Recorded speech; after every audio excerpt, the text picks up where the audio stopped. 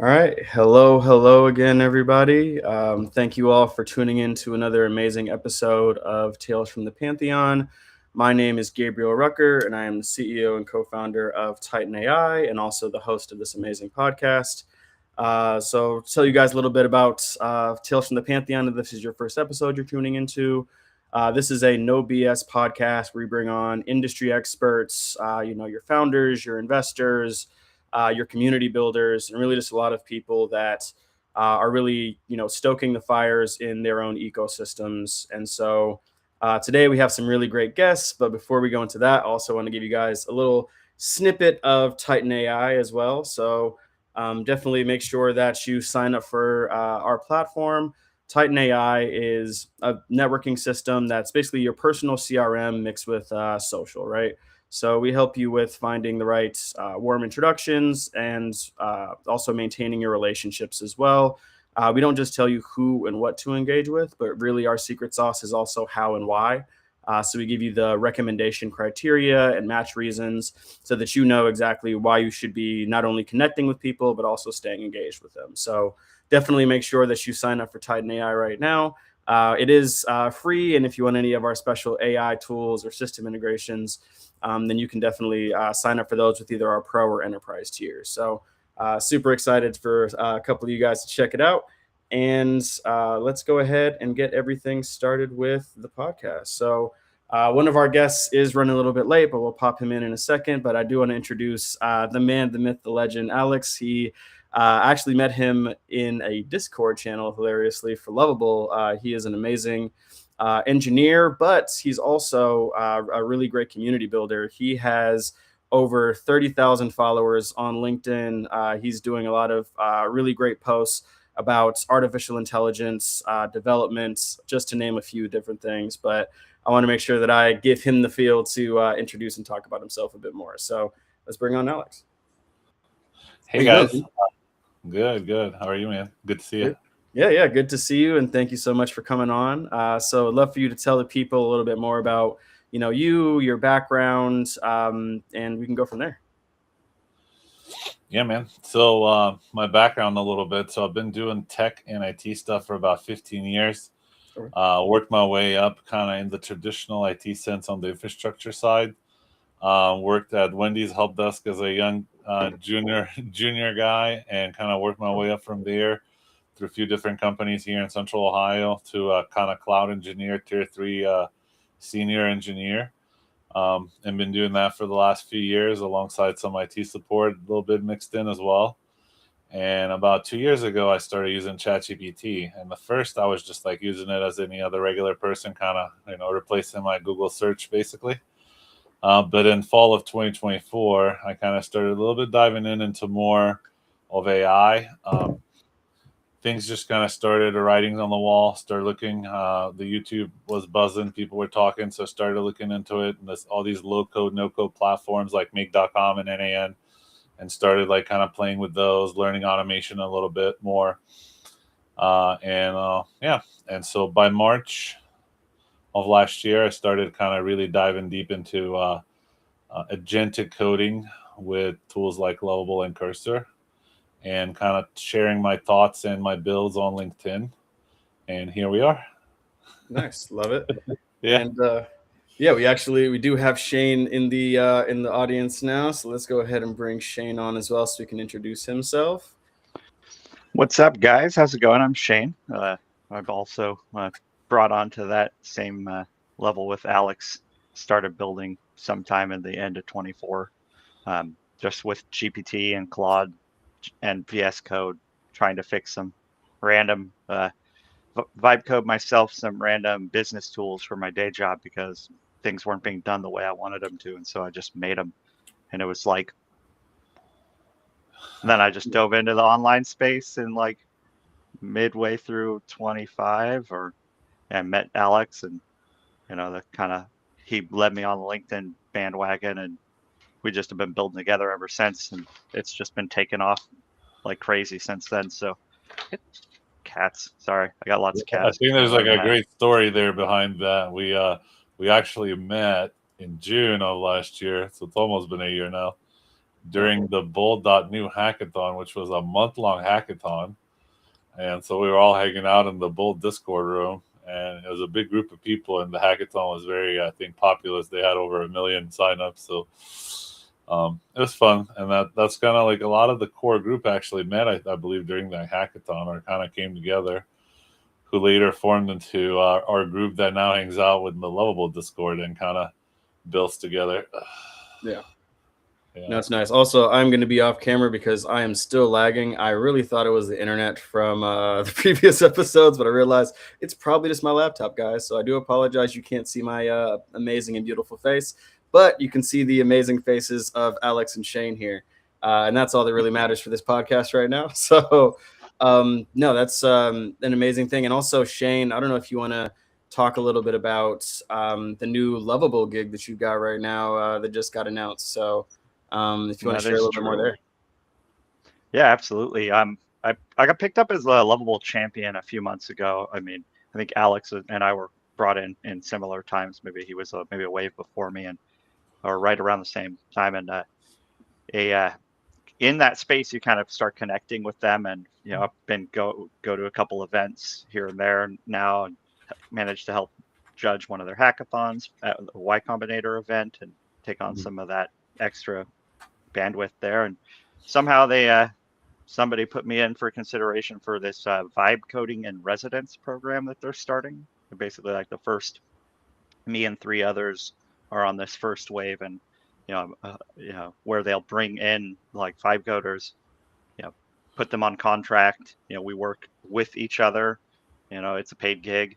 It will be building things with Lovable, for Lovable, in Lovable. Like that's like the shtick. And apparently vibe coders are becoming a hot commodity, and like everybody wants a piece of them. Like, and that means like each different department, from marketing to marketing to architect to ops and everything. Like I think I'll be working in the people in ops and maybe a bit with finance. Nice. But we'll see once it goes from there, helping them make systems. And the real good thing is we're all community. Like I think there's a couple other departments that are going to be coming into that space, but the community champions have been building in the trenches with all the rest. We're users, power users, but we know what the site Lovable needs to excel, and so we're going to be able to have a direct line to the developers, to the leadership, to be like, hey, why isn't this function in cloud not working? Hey, maybe we should focus on this, or at least give our opinion. Please fix this. But like they won't be able to ignore our DMs anymore because we're in their ecosystem for at least until the next 6 months for the duration of this gig.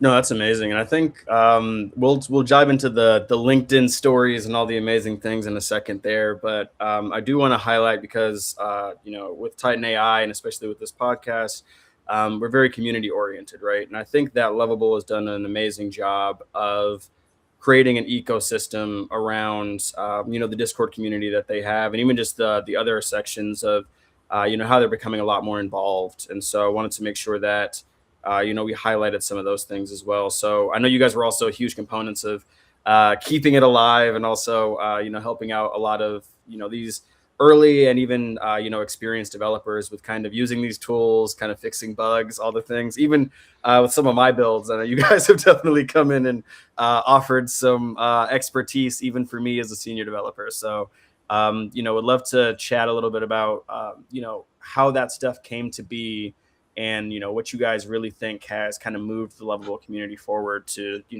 keep thriving the way that it is. Absolutely. One thing when Alex, me, and we were in the Bolt Discord, right, quite part of that community for a little bit, and we gotten into Bobby's community of builders. He has his own. If not, you're not familiar with Bobby, he's like one of the super champions, right? He's been around with Lovable since before it was called Lovable. That being said, we were in his private Discord, which is AI Builders Discord, great place for information. And we kind of just started dipping into the Lovable Discord together when there's nobody in there, just trying to revitalize it. Night after night, just a few of us in there chatting, and then people started trickling in. Community leadership kind of moved around. And Alex, me, Bobby, and a few others were just core throughout all of those months and months, just being there, and then it just kind of expanded. I think it really picked up once Whitney took over as community lead and started making moves.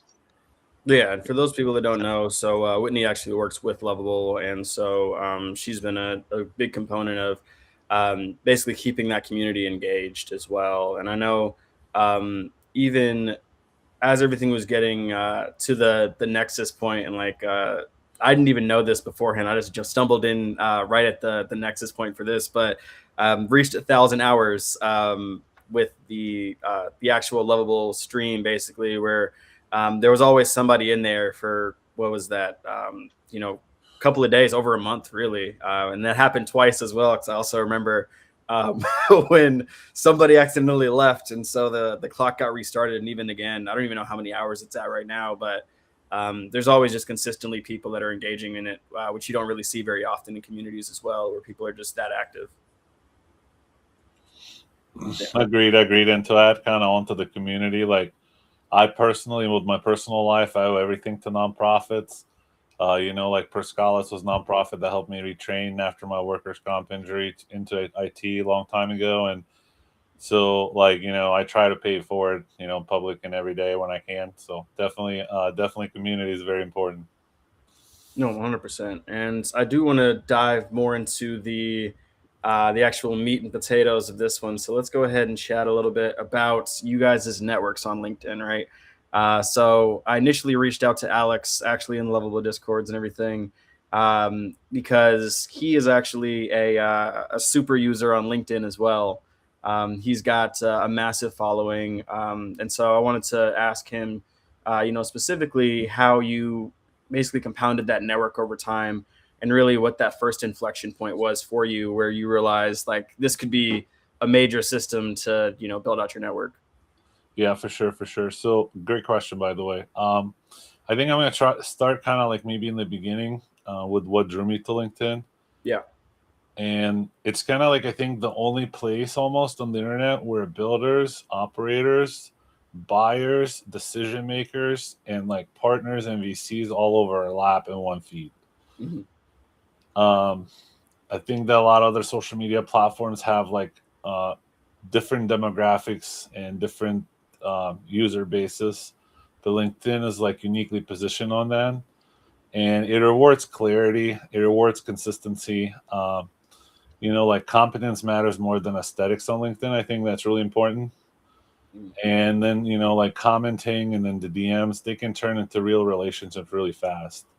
So like that compounding effect's really big. Kind of, I went for more for like the conversations and the collaborations rather than the reach. I'm sure if like I really pushed, I could have even got like higher follower count by now, but I don't think like the follower count is necessarily the end all be all. Yeah. And then back to the inflection point, I think it was just kind of like hanging around for a few months and finally making that step that most builders do, which is like you shift from learning AI to actually shipping AI and building AI, and then actually showing receipts. So like showing your apps, showing your automation, showing something that people can look at and be like, okay, well, yeah, this guy actually built this. Kind of like stop doing the tool talk and start doing the workflow talk. No, 100%. And I think that's a really big piece. Is really just the consistency aspect for LinkedIn. I mean, even as I've grown out my network and posted more, it's really a core piece for the visibility aspects. So you don't fall into the noise or into the wayside for things. And no, it's a huge component for that. And I know, Alex, when I was speaking with you initially about putting all this together, for having you on this episode, you requested that I bring Shane on as well because of the amazing things that he's currently done with his network. I know you've, from what Alex has told me, built out a crazy amount of connections. Pretty much what I have just on LinkedIn alone right now in the last like probably year. And so would love to hear more from you, Shane, about what that process was from starting from zero to kind of building out a lot of the network that you have now. Yeah, I mean, Alex was the shining force of that. I mean, 3.5 months ago, 4 months ago, or whenever we started this journey, I was at 5 followers on LinkedIn. I had no LinkedIn presence, and I was like, he's like, he's like, you need a professional presence of some kind if you're trying to get out in this space. And I was like, oh, I mean, I made a LinkedIn like in 2017 or 16 or something like that. I just Yeah. never did anything with it. I mean, like, so yeah, I've spent too much time playing World of Warcraft or something like that over those times, right? Not focusing on real things as much. That being said, I have a career in the trades that I've excelled at, and now hold a really valuable role as a growth manager for them, appliance repair company. But so Alex told me to start getting on LinkedIn, and he helped me with the structure on posting, helped me on the methods of how you comment and engaging with comments and following and setting up like all alerts on important people in the niche that you're going for. And he basically just led me right to it, and then within like a few weeks we were like hundreds of followers just going like it's just been a steady climb up. We're closing in on 5,000 followers now. Already got tons of good connections, had plenty of meetings, got a little client work out of it, a little bit of consulting, and just really it's put me in. I'm assuming that probably has some level of role on what consideration to be brought in on as a the lovable vibe coder and residence thing. At least, if I had zero following, they'd be like, who's this guy? But, being part of the community probably helped out a lot as well. And the goal is to just keep growing. I'm hoping I can, hit that 10K before, the end of the year. Halfway through the year is a goal. I think I can do it. Yeah, Well, 100%. Expect at least. We got to chat more, Alex and Shane, for my own personal stuff too, because I mean that's a crazy number within. It sounds like about 3 to 4 months from basically. I mean, you might even want to do a LinkedIn post on that too, where it's like from 5 people to 5,000. I mean, that's you'll definitely have to do a 5,000 post on that. Oh, yeah, I will. I'm almost there. Yeah. I think we're closing in on 5,000. It's been, I went up 100 or so yesterday, right? Obviously, with the new update. So a little less than 200 away. Yeah, I think to add to that a little bit, it's definitely like consistency is key, and it is work, and it is not easy, and it is like you have to show up every day, but like over time it compounds, and like kind of the moment that the client works, like in the partnerships start showing up, like you immediately get that aha moment of like, okay, like this is starting to work, and like all this work that I did in these weeks and months prior is starting to like pay off. Like you start to see that like, yeah, this has potential. Yeah. And then as you grow and as you get more of these, partnerships and client deals and like the credibility and distribution just grows, and it just grows and just compounds. So it's like really important that, in this age of 2026 where everyone can build an app, and the market is just flooded with SaaS and software and solutions, and dopamine hits everywhere around the corner, like that you have some kind of pipeline where you can bring people together, the community, like where you can show whatever it is that you're building or you're working on. It makes it so much easier to launch it and go to market and all those things.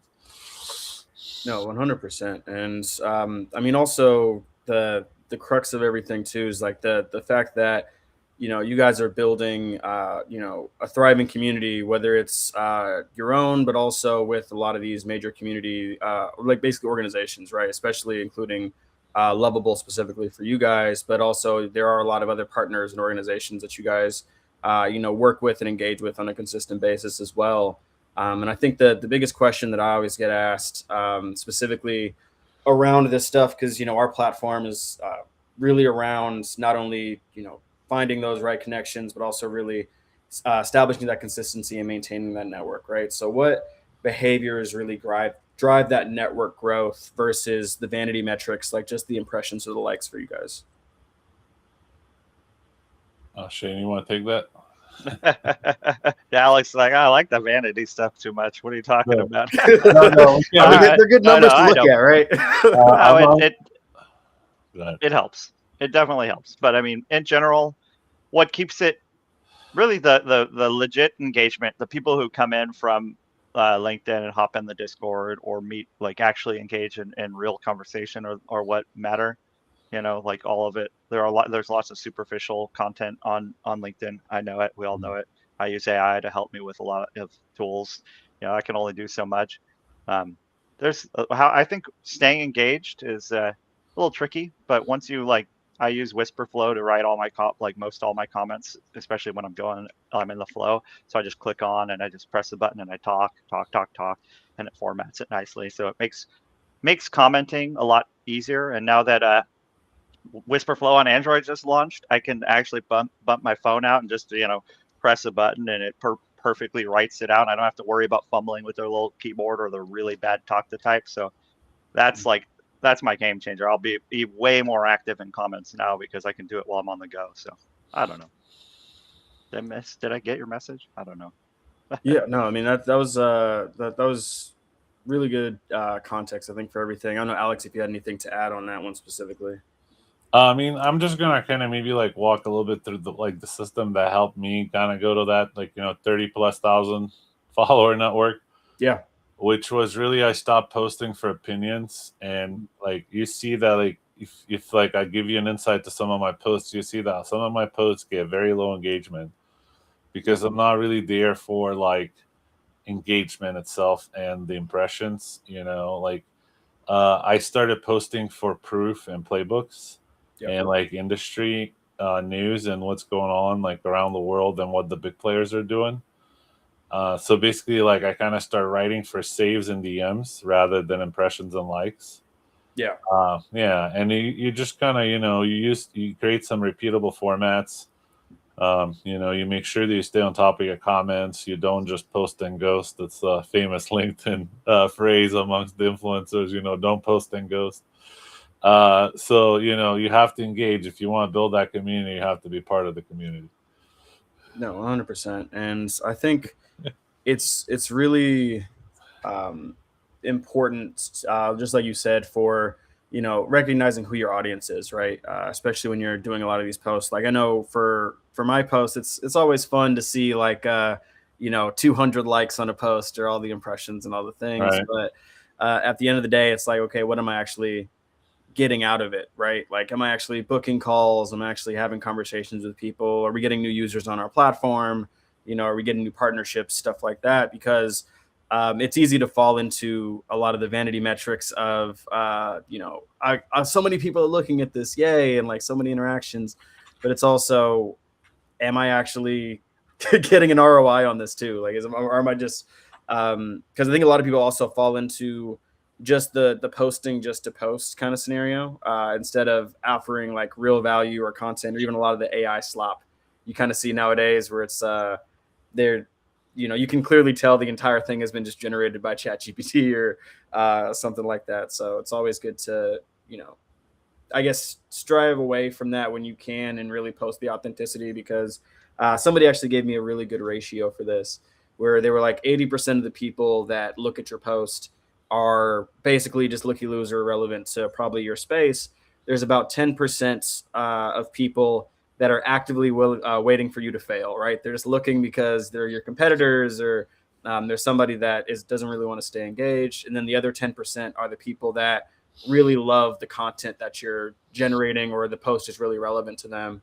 And those are the ones you really want to engage with and have conversations with. Because obviously with with the thousands of followers that we all have, or the thousands of connections and everything, if we were to have every single person reach out to us all at once, we would never be able to handle that volume either. So it's that intentionality, I think, that's really important. It kind of leads me into my next question here of, how do you really turn one of these connections into an actual relationship rather than just a dead link within your network? So I think that, and this may sound a little cliche, but LinkedIn is a CRM wearing a suit. Yeah. And most people treat LinkedIn like a stage. And if you treat LinkedIn like a pipeline, a post is a top of funnel. Your comments are technically your touch points and your qualifications. DMs become the handoff, and your LinkedIn profile itself becomes your landing page. Yeah. And if you kind of do that, LinkedIn stops being a content, pipeline, and it starts being relationships you can actually track and then, convert eventually. Yeah, and I mean that's one of the biggest reasons why even for what we're doing at Titan AI, like the very first integration we built was to be able to import your LinkedIn connections and all of that stuff because a lot of people use it like a half-ass CRM, but they don't really use it in the way that I think it should be used. And then they think that also they need to get Sales Navigator. Not saying that Sales Navigator is necessarily bad, but people will try it for a month and then realize that um, they still have to do a lot of manual work and then they kind of just drop it as opposed to actually staying with those engagements too. I don't know if you have anything to add on that, Shane, for how you're looking at turning these connections into actual relationships for the kind of work that you're doing. It's a little.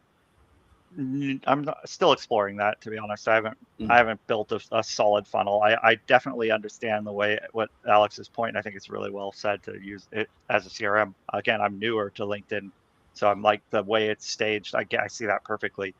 Value your landing page, your funnel, your connections, but I don't have like a direct path on. I just kind of a little loose with where they come in. But it definitely would be nice to have a better system for handling your contacts and determining which ones are actually real, valid, and whatnot, and even purging out some of the connections that are really just spam that you get from time to time.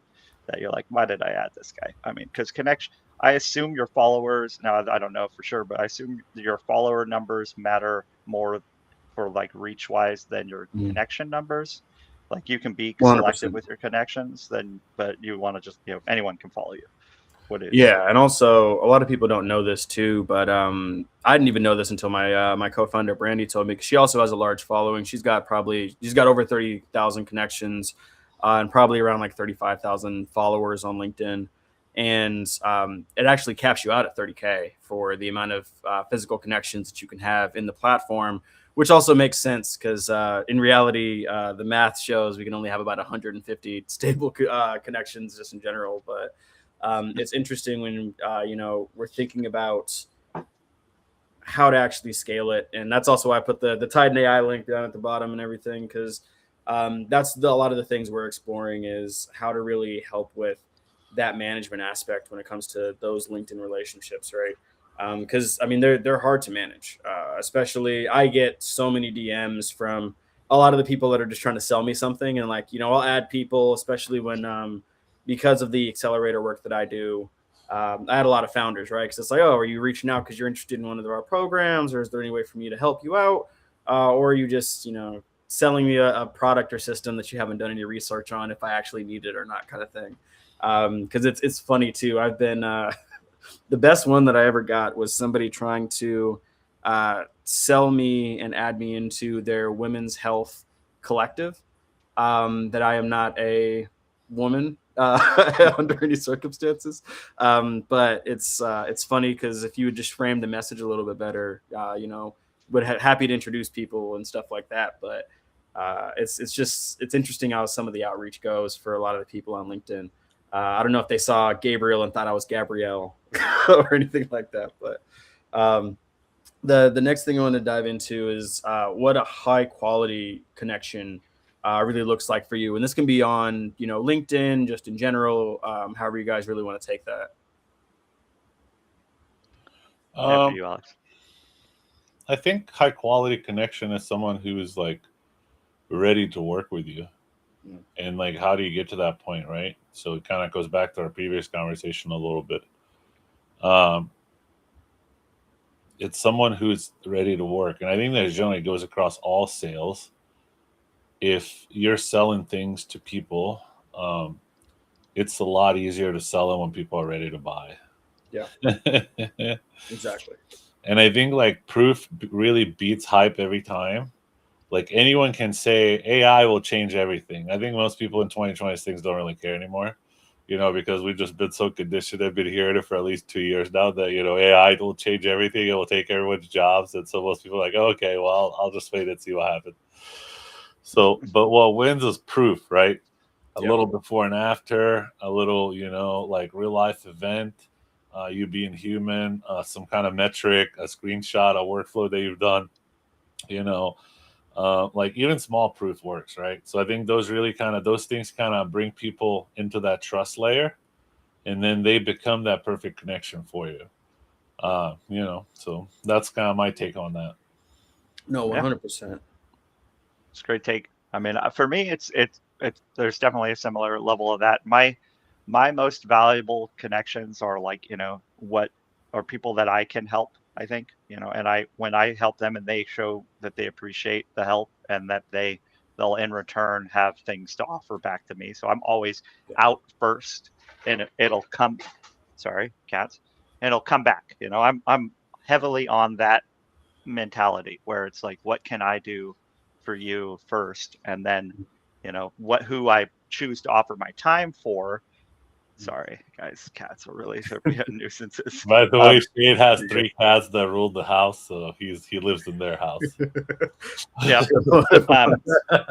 But no, it's all about how they receive, I have to choose carefully who I offer all of that extra time and help for, but like, Of course, yeah. people are, so, I don't know. I kind of I think I have a fairly good just judge of character naturally, and I don't want to have my time wasted. And if you value my time, I'll value yours. That kind of thing. Yeah, that's one of the biggest things that I teach to a lot of entrepreneurs, especially that I speak with, because the biggest thing is leading with value, right? Even when I was establishing a relationship with Alex, right? Like, obviously helping me out with some of the build elements of what we were doing, but also, me offering it right back of, whatever he needed help with, or, just leading with shooting some of those things over. I even tested out one of the companies that he's working with, testing out their application, right? And, looking at some of the build elements, and, happy to share, that company once they get to the Nexus point, like, with any investor connections that are relevant and stuff like that, right? And I mean, he shared some amazing communities and angel groups and stuff that, we've had discussions about, right? So really, when you're leading with value for a lot of these conversations, as opposed to kind of churn and burn scenario, usually ends up butting into that real relationship that, typically more often than not has some value associated with it. 100%. Absolutely. I want to develop, like, for the people I meet in online, right? Because I do a lot online. I want, once you hit that next level where that connection is good, we're trading phone numbers. We actually are, that's like your level of connection. It's like, I look forward to meeting these people in person. I don't know. There's definitely a level of, Of connection there. No, 100%. So let's dive into, I think, one of all of our favorite topics, right? So, AI, right? And some of the workflows and systems that are out there, right? So when it comes to basically manual connections, what systems are necessary that you guys think, or even going into it, do you guys use automation for your LinkedIn networking, or even just your networking in general? And what parts, if they shouldn't be automated, what parts shouldn't be automated? So I want to hear you guys' feelings on some of this. I know I chatted with Alex a little bit before we started the call on how he feels about it, but I can jump in on that a little bit. Yeah. We tried, or I tried automation quite a bit. I think that maybe we're hitting a point now in end of February 2026 with some of these new tools like Cloud Bots and all these browser automations, to where some of the stuff may be possible a little bit more. But back in 2025, when I tried doing that, I noticed a huge drop in reach, and basically, like, I noticed that algorithm was punishing me for doing that. And I even got some warnings from LinkedIn, like, like, hey, we noticed you're using automation, don't do it. So I was kind of worried that my account would get suspended or banned, and so I was like, I don't want to risk it. I worked too hard on it.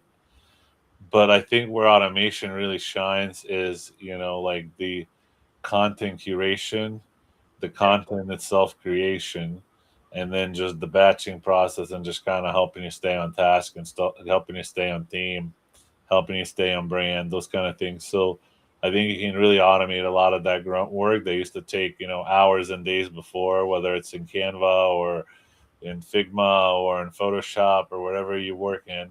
A lot of it can be done with now modern AI tools, and you can automate a lot of that process. And so you don't have to sit there for hours and do everything manually anymore. Yeah. Oh God. Yeah, trying to imagine doing all of the stuff we've already done and with manually. Like, but Right. there was a time before AI. Yeah, like I'm 100% agreeing, sir. There's not much or anything I would change. Like, I know a lot of people who are using automation right now to do their posts across multiple platforms. Mhm. I have, Claude skills trained in my style and what I want out of it, humanized text skills to help me format what I want the way I want. And I Yeah. still review it, tweak it a little bit, and then paste it, copy it into And my to chats. validate that, it's not just us in the community, like the fans of AI and the heavy users, but I think that the general public's finally waking up as well, and the stock market and the investors. If you look at, today's stock, I think, and I love Adobe, and I've been supporting Adobe from my IT standpoint for 15 years. But Mhm. if you look at their stock today, they're like 15 or 20% down, and it's all these AI companies are coming out as a threat because all Mhm. these new models now can do a lot of that old labor white collar labor that used to be done manually now can be done with these models automatically or almost automatically with minimal human review. Yeah, there's it's actually a hot topic right now for investors, not just like startup investors, but people that are investing on the stock exchange and stuff like that as well, because really the AI companies and systems are kind of propping up the like the S&P 500 and all of these the market right now, especially with the current things that are going on. Not only in the U.S. but across the world for a lot of this stuff. So it's interesting how AI has changed a lot of these aspects, but also that it's kind of holding the financial economy together in a lot of different ways. But with the AI automations and workflows, because we're actually with the system we're building out, it's more leading with authenticity in some of these aspects. Like the biggest thing a lot of people have asked for us to import, which we'll probably never do, but never say never. Who knows? Is like pushing out a bunch of content consistently, right? Whereas we're trying to give you the reasons why and kind of help you with pre-writing things and allow you to edit them, or at least identifying posts you might want to engage with and stuff like that. Um, I'm wondering what you guys have seen, or if you've tried anything at all that automation would work well. Not necessarily writing the posts themselves or like pushing out the slop, but even if there's some smaller manual processes that you're using. I know, like even Shane, you were saying some stuff with Claude that you were using. Like, are there any tips, tricks, tools, or magic that could help streamline some of the menial things while still maintaining that authenticity? Yeah, should Claude's project. So I have a social media project in Claude, just Claude Desktop, and I put, a bunch of different, I've done all my research goes into that chat in that project. And when I do some kind of research specific towards content creation in general, I take that and I make sure it converts it to an artifact, which is like a document built into Claude, and then I add it to the project and store it for future use. And Mhm. then there are already skills built into Claude's infrastructure that you can just go in and turn on in the settings capabilities tab. Mhm. One of those skills is called skill creation. So you can toggle that on and then go to your social media project and go, okay, you have examples of my writing, of my style, of this. Here's the things I want. Use the skill creator skill and let's make a skill for my LinkedIn posting, for my Facebook posting, for my Twitter posting. And I made an individual skill for each social platform, and I made individual skills for posting and for commenting.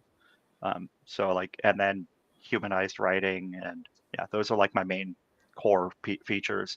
And then I do the research there also. Start a new chat, do deep dive research on current trend analysis on this. I always tell it. Actually, one of my biggest things to say is advise that whatever model you're using on the current date. Like I tell everyone, it's February 24th, 2026. Don't go. I don't want content from mid 25. Just go. Stay focused on today's date. So And speaking of content, I'm going to head in on that a little bit. I'm going to side rail our conversation just slightly and do a little impromptu pitch. because this is something that I've been heavily involved, obviously being an influencer on LinkedIn and having to grind nights and days creating content and helping others with their content machines and stuff like that. I ran into a lot of these problems with content. And one of those, like you can call it maybe a dirty secret in, AI content creation is inconsistency. And sometimes when you just go to Gemini, Nano Banana, or any of these other image generators and you try creating consistent things like videos and photos, things just don't look good, right? And so that's something like kind of I went on a little bit on the side quest to try to, fix and evolve with another community builder that I met in Lovable Discord. So sometimes, things kind of go funny ways that way. And so we're working on a content creation platform right now that is live in beta and that I believe has probably the best identity, and content identity kind of engine. And once you upload yourself, it keeps you completely consistent throughout the whole process and creates consistent videos and images with your face. So that's person.ai. So check that out. It's been definitely one of my passion projects lately. Perysn. Yep. Person. Beautiful. Yeah, it's great. I love it. It's very consistent. I've used it for a few of my my digital virtual space. Yes. Or scenes. Where I like to dive in. You can either turn yourself into a virtual AI influencer, or you can create an AI influencer, and then you can create content with your AI influencer. And it's been a very hot topic lately. Just look at some of these startups like Hicksfield.ai, who's gone from 0 to 2 billion valuation in like under 8 months. So, I think the content creation and virtual influencers and just automating that part of it is a very hot topic right now. Yeah, no, 100%. I also didn't realize I was on mute for that entire part, which is hilarious. So I was wondering why you guys could hear me. I said it. If you want to post that in the private chat in here, then I can post the link on screen. So to show everybody for the site you're talking about, because I was. You also didn't tell me when it was back live as well. I know you guys are doing some updates on it, so definitely I need to jump back in there and check it out as well. I actually had a couple of people that were really interested in trying it after I told them about it. So. Yeah, we are live. I think we are live. We right now are in, I would say, beta version 1.5. So the video stuff is just being released, but we're hoping that once the version 2 was out in a couple weeks, we'll have a lot more different video models and a lot more different video features to pick from. Yeah. But right now, we just want to kind of get it out there and get some reaction, get some feedback from our early users, and go from there. Yeah, so I included the link down at the bottom for anybody that'd love to try it out as well. But no, it's actually a really good tool. I mean, that's even when we're talking about some of these automations, because I know one of the biggest things that when I post on LinkedIn, it's harder to find the image. I mean, we can even dive a little bit into the algorithm because I know adding a photo definitely helps out a lot more when you're doing some of these posts. I know there's people go back and forth on whether to add actual links inside of the LinkedIn post.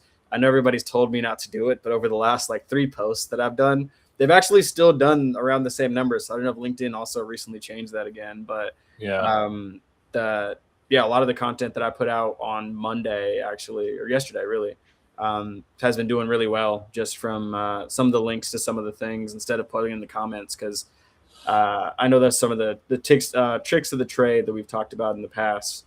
I don't know, Alex or Shane, if you've got any other LinkedIn tips that might be good for people to kind of check out or think about.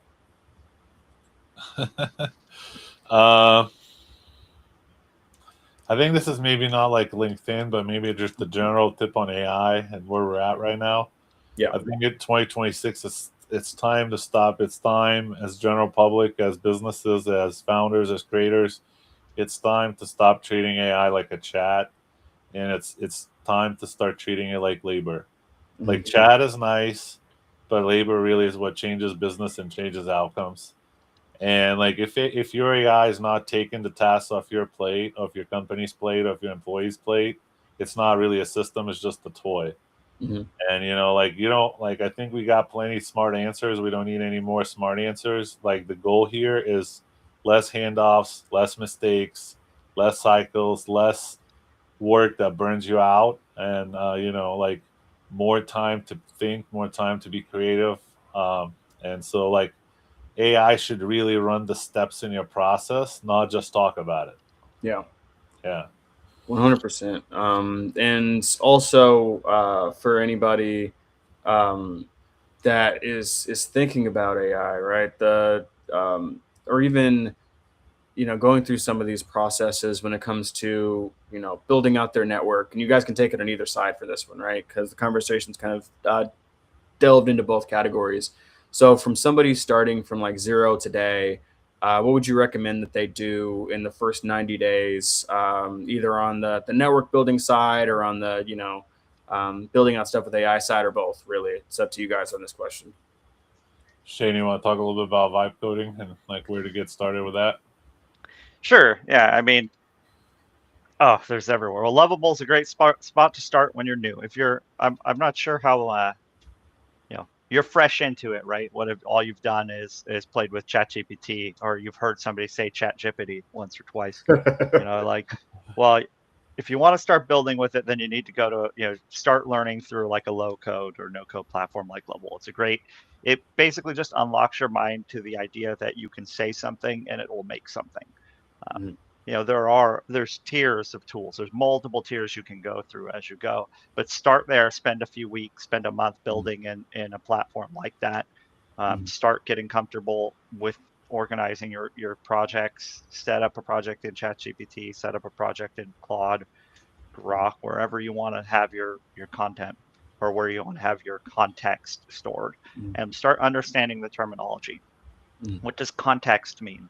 Context is, your knowledge, your core files, the data that your AI needs to complete the task that it needs to do, whether it's research, building something.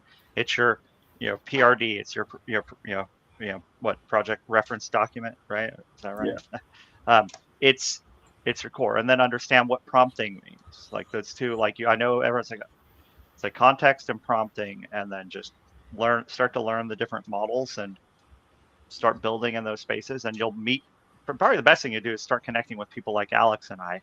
Jump into a community that's building with it. Join a Facebook group that's for the platform you're using. Anything, get connected, and then when you have questions, you just come in and ask. Yeah. Or here's a better one, and this is funny. It surprises me how often this doesn't occur to people. If you have a question, you're already talking to the AI. Just ask it. A lot of people do. I want to build this. I want to build this. Like, oh, but what do I do for this? Ask, either open another chat and ask that one, or even ask the same chat you're working in. So just Google it. Dang it! Like Yeah. but with AI. No, 100%. And even as I'm going through with, especially I use Cursor a lot more than anything else these days, and I actually ask all the time, even when I'm forgetting prompts or commands and stuff like that. I'll literally just ask, or turn it into ask mode really quick, and be like, "Oh yeah, what's the command for this again?" Kind of scenario. So I mean, it is really good for having some of those conversations.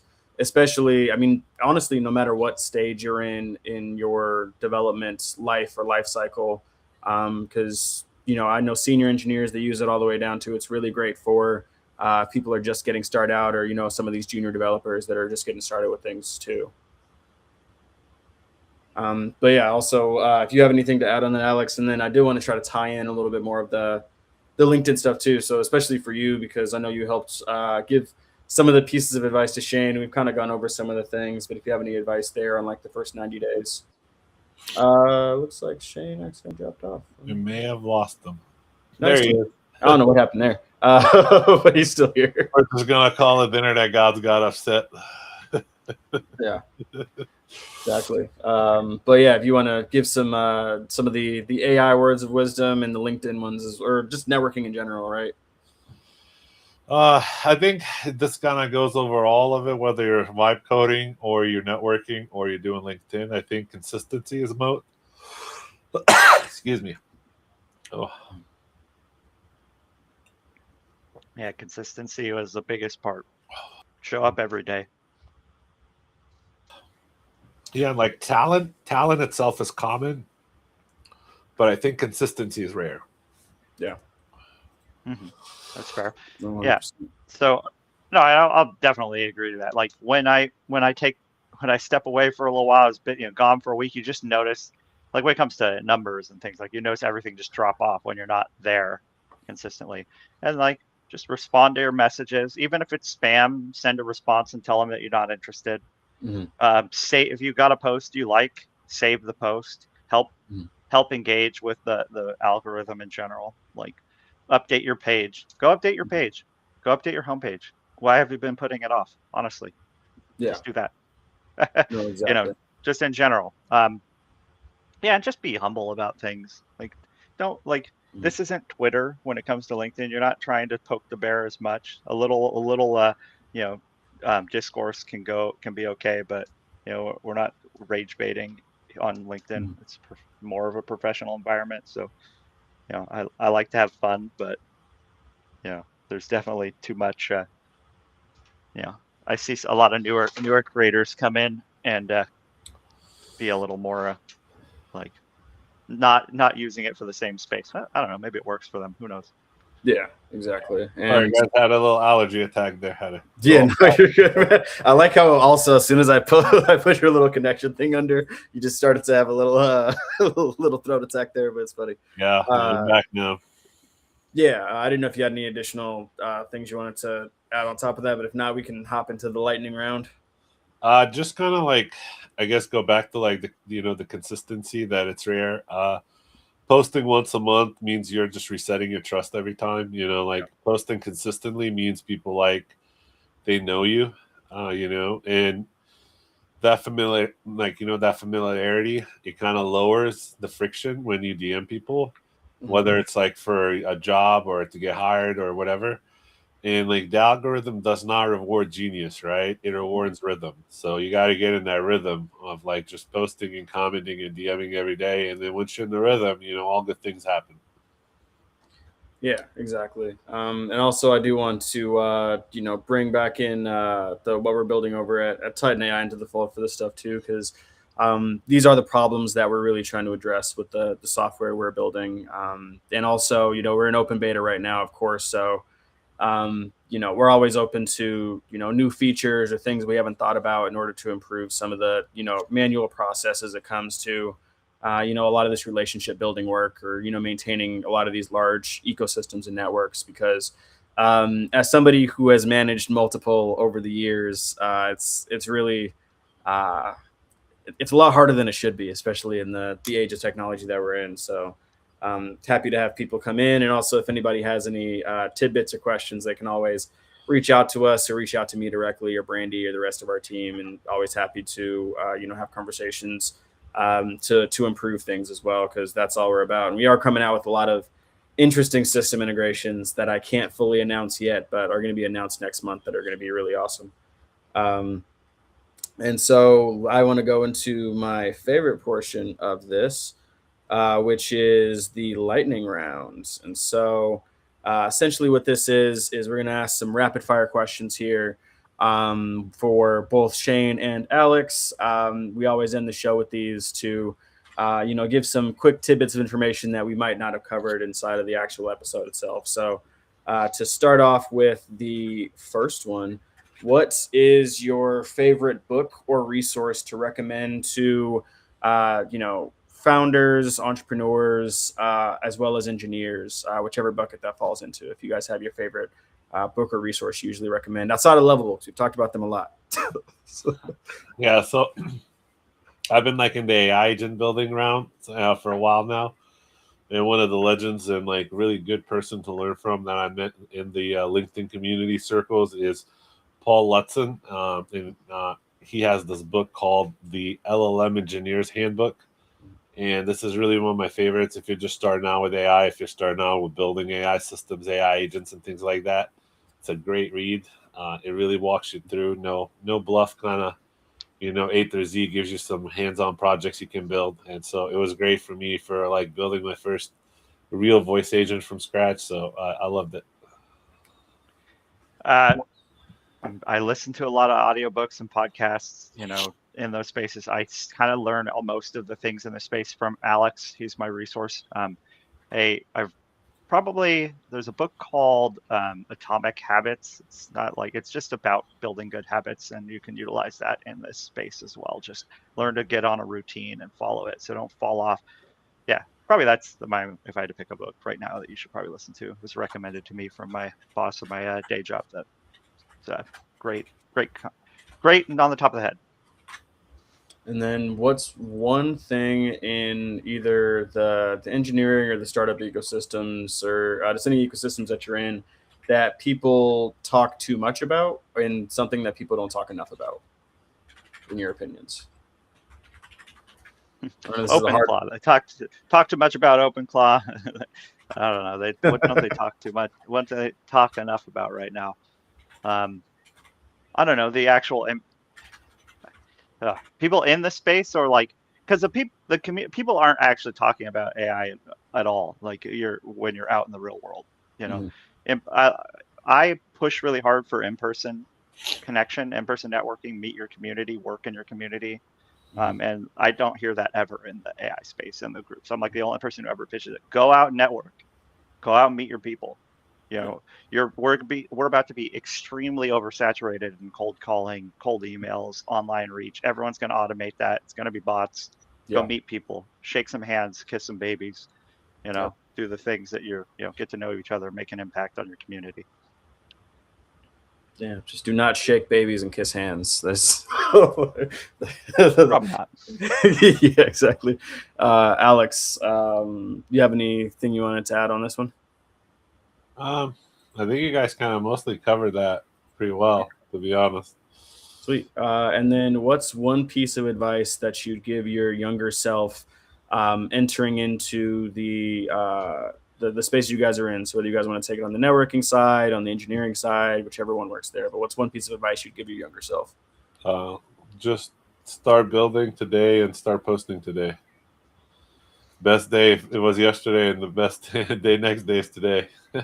The sooner you start building that brand, the better things will be in the long run. Save your contacts and your connections in your phone, in your CRM. Just save them now, because I've lost a lot of people I should have been able to connect with later on in life that I wish I had their information with. So save it now as soon as you think about it. Yeah, 100%. I mean, even just getting into a flow state with that, I think is really important, because a lot of people, even for connections that I have where I walk up to people and it's like, oh, what's your preferred contact method, right? But also making sure that you get their preferred contact method and you get yours, because otherwise people still struggle to follow up. If, say, I don't connect with anybody or talk to people well on email, but, we only exchanged emails kind of thing. So, making sure you cover both bases, I think, is really important in that regard. But that, for the sake of time, that concludes our magical lightning round. I want to thank both of you guys for coming on. I want to give the floor to you guys if you have anything additional you want to share. We'll start with you, Shane, and then we'll close it out with Alex. You know what? I'm always in the Lovable Discord. You can find me there. I'm really excited to be partnering up or working with Lovable on building projects in Lovable for them. I think that's huge. I love the community. Shout out to all the other champions like Alex and Bobby. Shout out to Whitney and everybody else. You guys all rock, and I appreciate you greatly for bringing me on, and I'll see you around the LinkedIn space, I'm sure. Hop in the channel once in a while. Love it. And then let's go to you, Alex, if you have anything that you want to share as some final remarks before we close everything out. Obviously, follow me and Shane on LinkedIn. That's important. Yeah. That you'll find us there. You can send us a DM on LinkedIn. We're pretty responsive. We'll usually get back to you within a day for sure, if not within an hour. So you'll always find us on LinkedIn.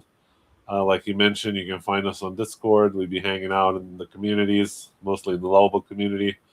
I'm a traveler. Sometimes I'll travel in some of the other communities. I've been hanging out in the OpenClaw community lately a little bit too, just kind of seeing what's going on there. It's been very popular. So, but you'll find us on LinkedIn. You find us on Discord if you need us. And yeah, it's been fun chatting with you and sharing all our knowledge. And we really hope more people will jump into vibe coding and posting on LinkedIn and growing their brands. And we'll see you guys out there. Yeah. And to close everything out really fast, make sure that you guys also, in the spirit of networking, make sure you jump on to Titan AI. We're, like I said before, we're in open beta. Would love to have you guys on, sharing your networks, your communities, all the different things. We have community management, event management, as well as personal relationship management systems built into the platform that we've created, and not just for you yourself, but also for your teams as well. If you guys want to chat about any of those things, happy to have a conversation around it. Or a lot of our stuff is self-service, so you can just hop right onto the platform right now, get signed up, and really start using it. And like I said before, we're always open to suggestions and feedback on this stuff as we continue to build. Because just like Lovable and a lot of the other community stuff we talked about, we do have our own community as well that we are building with this software. So I want to make sure we put all that fun stuff out. And then also, if anybody is curious about the platform we're using for streaming, it is Restream. So one of our 20 plus partners that we have is the discount code for them right here. But also, we have our full perks management system inside of Titan AI. So, we're connected with companies like Apollo, Snapchat, QuickBooks. We're able to give discounts on the majority of those things too. So definitely hop into the platform and, connect more with a lot of our partners, because they are another huge component of what keeps this podcast as well as Titan AI alive. So always love shouting out a lot of the people that we're connected with in that regard. But yeah, no, thank you guys so much for jumping on. We do have another episode of Tales from the Pantheon, so this is a double week because we didn't film last week. We have Khadijah Robinson with Fictive Ventures, and we'll be speaking on all things for how she got to exiting her companies, as well as starting her current venture capital fund, and just all things within the underrepresented, founder and investor ecosystems right now. So happy to chat about those things. And also, you guys can catch us at South by Southwest as well. I think you're still coming out, right, Alex? I'm going to try. Okay. Yeah. Okay. Yeah. If you guys end up doing that event and everything too, definitely let us know. And if they do end up doing their Lovable meetup or the vibe coding meetup, I'll make sure that I post that on one of our future episodes before South by Southwest hits. So thank you guys so much for coming on, and we are out.